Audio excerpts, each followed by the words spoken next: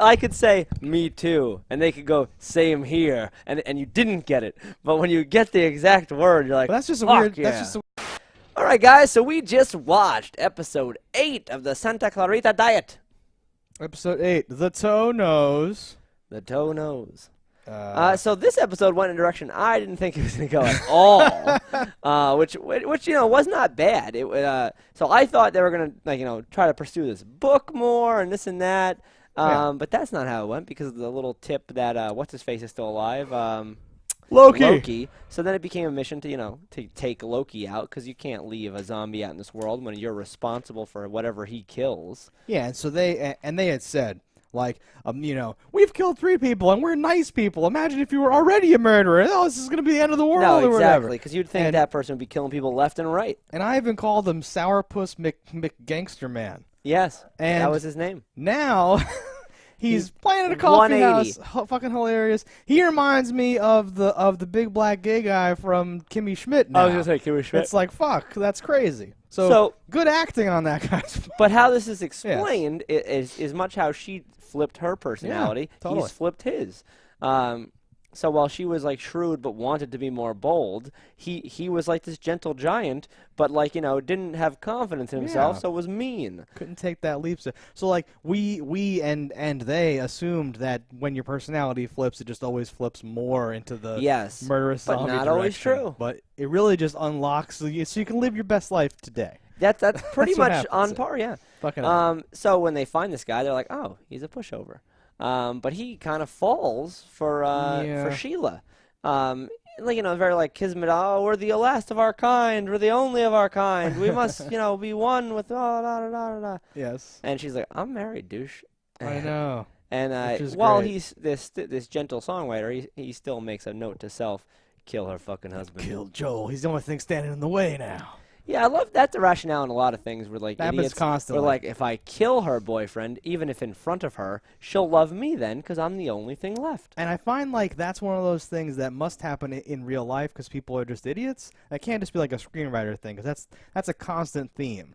Well, I think we can't be together because I love this person, and then they go, well, if I killed them, then your excuse is gone, and now we can be together. Not realizing you would have been now the murderer of the person that they love, and if they would don't not know like you killed them, maybe you have a chance because then they're not there. You make it look like they left you or something. Grieving, but this is like he breaks the door down right in front of her. I'll just kill him now.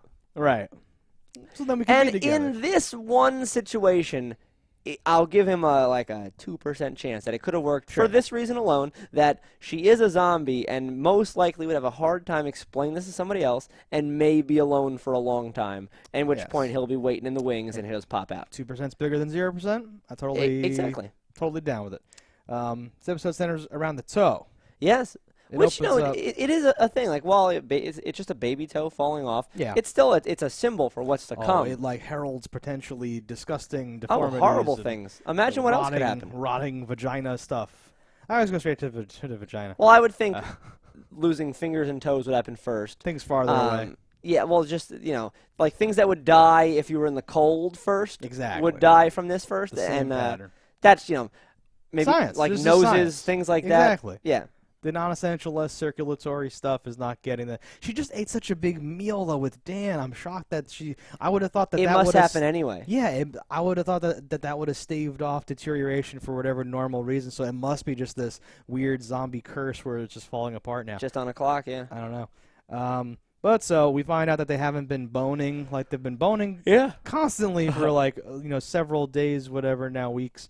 And now that's all come to an end. It turns out she's just afraid of him seeing the toe. Seeing that toe. And he even goes like, how about a foot massage on me? And she's like, I have to make brownies. And runs away or whatever. Well, she tried to put the toe back on through many unsuccessful means. She tried to super glue it. She tried to sew it. She nailed it and just split that bitch in half. That was an amazing montage because they took it all the way to nailing is dumb to begin with, but the fact that it split the way that a piece of wood would split was hilarious. But yes, it was like, And like we were talking too, like when you try to glue something, but like it, your sticky hands now are like more stuck to it than what you're trying to stick it to. And that happened when you're sewing, and then like it like fucking pulls the corner of the thing, and you're like like that's literally that felt real. That was so good. Goddamn. That was a good beginning to this episode, and it kept going. They find out about Loki. We I don't know if this is an official prediction, but it was like that new Sheriff Dan's partner, who I think is also Lisa's partner, is going to become Lisa's partner. Yep. Like at some point. I made a comment that she'll be a better dad to the boy. Sorry, she'll be a bit. She's raised to be a man. Much better role model and stuff. Because she's still at the house. All the other cops are gone. Like the investigation has changed. She's making kebabs. Yeah, it's kebab time, and they're just like, oh, you're like, it's just like touching her weird. Oh, didn't realize we had company. It's hilarious. Yes, right. Mm. Oh, yes. And they talk about Loki. They talk about the whatever. They do a cool cut to, like, how much vomit would you say there was? And then, like, the cleaning lady, so much vomit. Whatever. Was there a medium-sized ball over there? No, only this small ball. So good. So fucking good. I laughed out loud to that. Yeah. Something about that. I know it's dumb. I wouldn't laugh a second time. But the first time, oh, my God. No, it was humorous. I knew they were going to do something where there was going to be, like, the red thing somewhere or something like that. But that was pretty good. And then the follow-up, this is the notebook. I will not guess its size or whatever. Yes. I will not try to determine the size. Sometimes that was funny was like, we thought he was dead. And then when we came back, he was gone. Like, made me, like, I understand it was probably like, we saw a dead body or whatever. We called the cops by the time they got here, he was gone. But the way she said it made me think like, well, we ignored it for a day. Yeah, we just kept ignoring it, and then when we came back, he was gone. Hey, you want to clean that vomit? No, I love because that was the original thing. Was like, I'll come back, and then like left or whatever. Plus, you can be dead and then be gone without being alive. Sure. There's other ways for a body to disappear, and we've seen a lot of them here. Yeah, someone could try to eat you. Someone. It's a lot of things. Someone could eat most of you in like a tub. Yeah. But no, the whole suiting up. Timothy Oliphant in particular looked hilarious in like. Because he had like pockets for every weapon. It was something. And then as it pans up, he's like grooming himself. Yes. It was, sharp. And then like she drops a comment like, well, well between this, and your like well manicured nails, I think we're gonna be okay. I think we'll be fine. Something like that. Like fuck. Between your hammer knife or something, yeah. Like he has a hammer with a knife duct taped to the top, so the claw end is a blade, and then it's a hammer. Knife wrench for kids. No, fucking, that was hilarious to hold that up. He's just doing. He reminds me of that goofy guy from that zombie movie we saw that was wearing like hockey pads and all that stuff. Like very prepared. I'd love if that narrowed it down at all for me, but there's too many. Does that not narrow it down? That doesn't narrow it down at all. Well, I only saw one with you like that, but you've probably seen a ton. I've seen hundreds, and I can't remember ever watching one with you. So. Well, I was like, "That's a good idea," and then I was mocked, and then people said, "You'd be like that guy in the apocalypse," and I'm like, "That is a good idea, though." And then he was the only one that survived. Fuck everybody. So they looked hilarious. They found like his fucking book said, I'm gonna kill at 8:00 at this place. Yeah, address, kill it. Yeah, and then they go there and he's killing it's on like stage. Coffee house. Yeah, like a fucking hippies coffee house with a little stage, and he's performing his little sunshine and happiness song. Like acoustic guitar, full on 180, like we said, personality or whatever. One of the things that I jotted down was during their conversation where they're bonding about how it's to be undead. He was like, well, we should all share a meal together sometime. And then she goes, oh, Joel doesn't eat people. He's not one of us. Whatever. And he goes, oh. And I feel like you're judging me. He calls him on it immediately. Yeah. Oh, is it okay? Because it seems like you're being a little judgmental there. And he goes, no, it's fine. Which totally mirrors today of the whole like, well, no, he, he's a vegan. She doesn't drink. Oh, he's not vegan, or he does all the things people constantly do. Oh, so you like to commit murder unnecessarily for your food? And you're like, what? Yeah, that's great. The only difference here is it is a necessity, so it's actually okay. Well, yeah, and he probably shouldn't eat people even if he could, because he's. You'd think he shouldn't, but he's not tried it. So it shouldn't knock it. What if he loves it? Could be great. What if it's great? I hear it's great. So if we want to continue with that, we did kind of mention it already. There's rose petals. He makes pasta out of dead. Yeah, he makes a great gesture. It's awesome. Because he tried to see her phone because she was a little secretive because she didn't want him to know about the toe thing. So she goes out, he's not too comfortable with it, but he's okay. You know, she goes out, sees him. When she comes back, there's rose petals everywhere. There's candles lit. He's made her a beautiful spaghetti out of like muscle meat and fucking bullshit. Like, yeah. I feel like he's actually, because he's been a puss a lot, but in a pretty reasonable way, where we even said, well, he was a puss there, but he would have died, and you're kind of like, okay, like, it's not the end of the world. And when he has been, like, mean or rude or snipped at her or done whatever, he's then apologized in a way that I don't feel made him, like, pathetic either. Like, I'm still very sympathetic like with him. Grand gestures. It's a good guy in general. Well, a well-drawn, complex character in, like, a hilarious way. Yeah, but Loki shows up. The fucking thing, he was like, oh, you were just hiding the toe? I would have been okay with that. And she goes, I don't think I'm okay with that. Like, what if more things start falling off? Oh, no. What if this? What if that? And he goes, what if we're too, young to have a kid? What if we never sell another house? What if we can't do this? What if we break a changing table fucking in the Target's bathroom? Yeah. He's like, we'll figure it out like we always do. More of his fucking thing. And I'm like, this is great. This is fucking feel-good show of the year. Fucking. Just before that, though, bursting right through the door is Loki. And I find it really funny because, like, on both sides of the house, there's cops. Yep.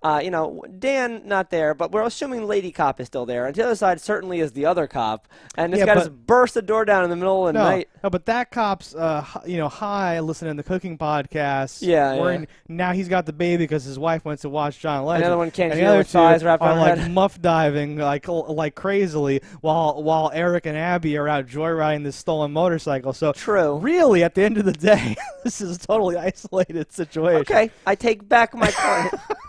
But when you think about how things have gone, I loved how it's pissed pretty good. He was like, my door, bro.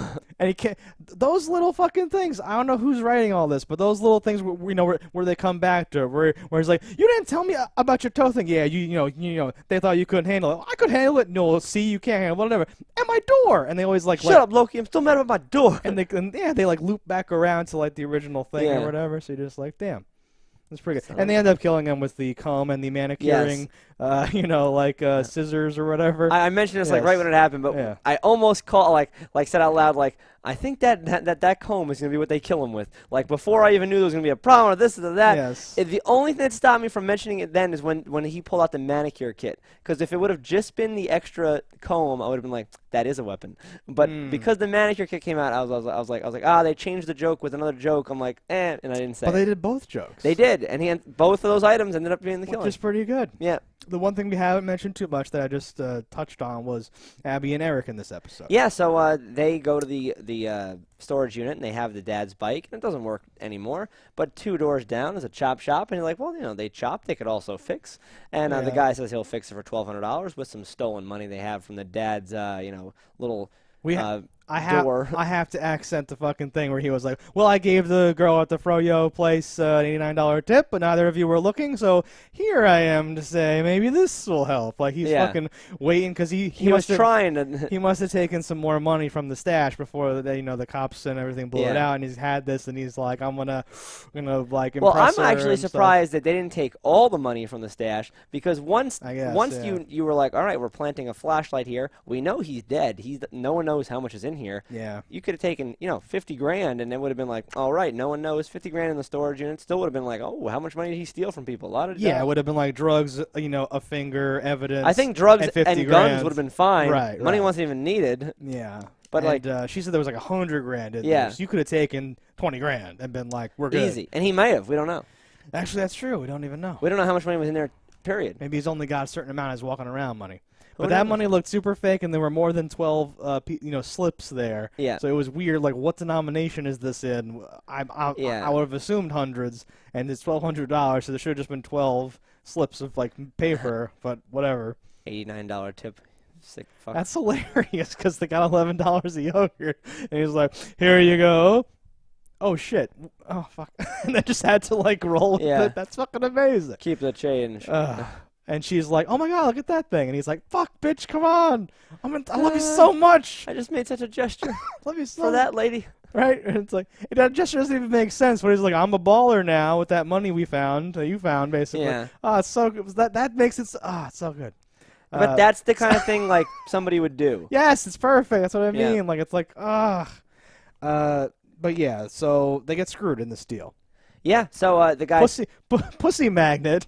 Yeah. Is not as trustworthy or as honorable as he first He takes the money, says come back tomorrow, chops the bike, shoots up some heroin with his money, and dies. Yeah. So they come back. The bike is all in pieces. The money's presumably gone. They didn't search the pockets. I would have searched the pockets. Right. It might have been something.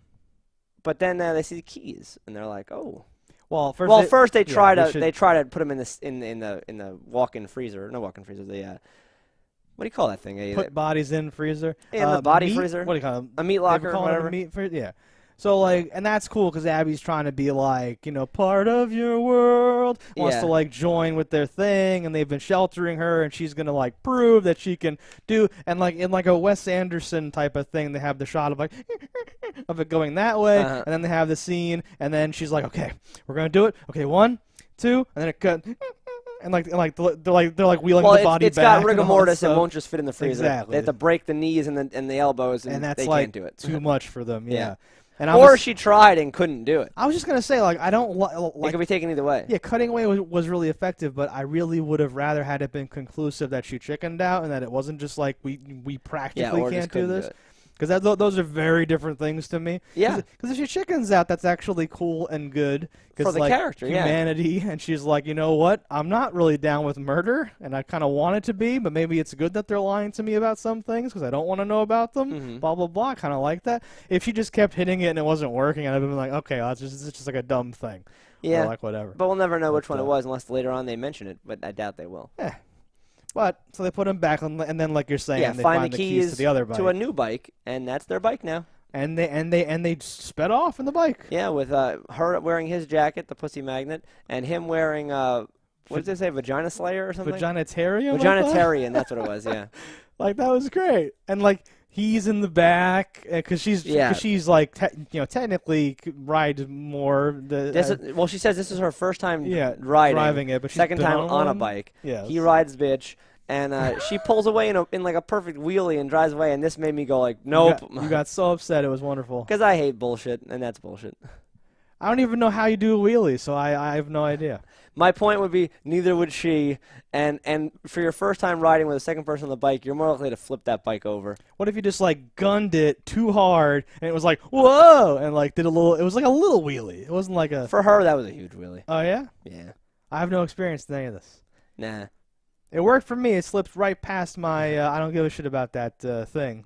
Wasn't feeling it. Okay. Are you feeling their like budding 80s movie Oh, style? no, I like them together. Like I think there'll be something that will solidify, like he'll save her life or something, and then bam, they'll be I went back and forth because after the Eric Wan Kenobi comment, I turned to you and said, he's got it now. Even I, as like dense and retarded as I am, would have known that I had it at that point. But then she started saying some shit where it seemed like he didn't have it anymore, and I was like, I might just be more, even more retarded than I thought I was. But now I think he's got it. I think they're okay again.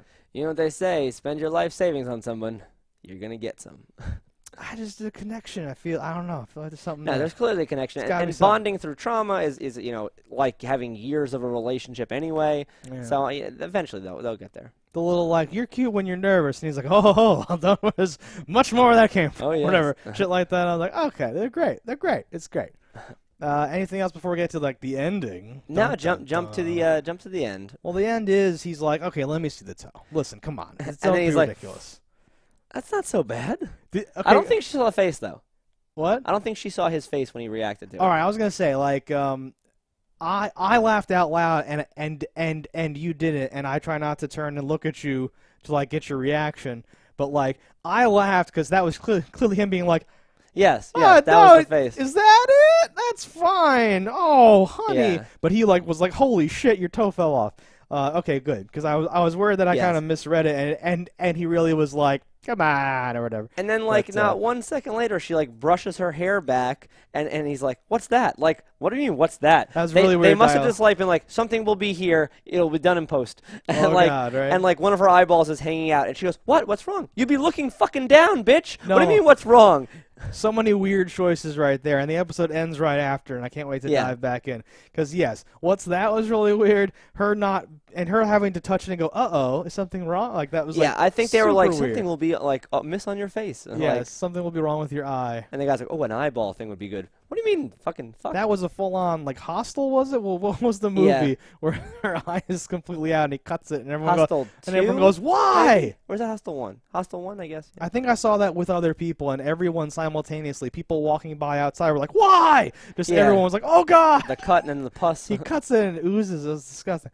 Yeah, but so here, I mean, I made a joke about an eye patch like a while ago. Yeah. Netflix cheats and like shows you one still frame of like the next episode or something like that, and I think she's just gonna pop it back in. Yeah, this is a quick fix, or it's not. Either it's like a quick, or she like goes to push it, it pops, and then she has a fake eye in the next episode. Who knows? Lord.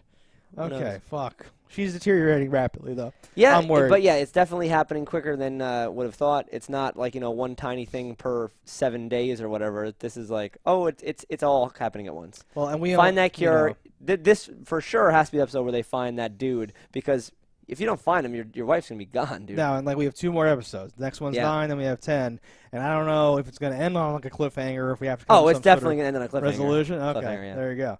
I'm wondering. But let's just get to it, guys. So until next time, don't die in a fire, and we'll see you with episode 9.